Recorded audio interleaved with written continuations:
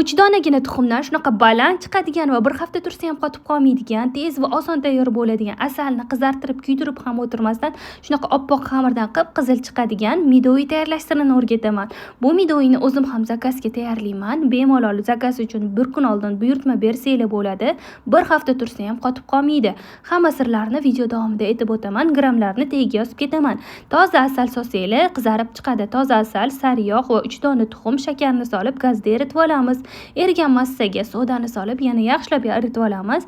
Aralashtirib turamiz. Endi esa massani olib, grammlari bo'yicha unni solamiz. Undan ko'p ham, kam ham solmaylar. Yopishqoq xamir bo'ladi, sovigandan keyin qotadi. Keyin bo'lsa sekingina besin duxovkalarda past gradusda pishirib olamiz. Endi krem tayyorlaymiz. Sut, 3 dona tuxum, shakar, kraxmalni quyilguncha aralashtirib sovutib qo'yamiz. Sariyog', qaymoq va tvorojniy sirni ko'pirtirib olamiz va ikkala massani bitta qilib yana ko'pirtirib olamiz. Ungacha esa malinali konfet tayyorlab olamiz. Ozgina kremlarni muzlatib olinglar. Keyin esa oralarini kremlab, konfitlab, ustiga urvoq sepib muzlatib qo'yamiz. Muzlaguncha esa choynalarim shunaqa qizarib ketibdi.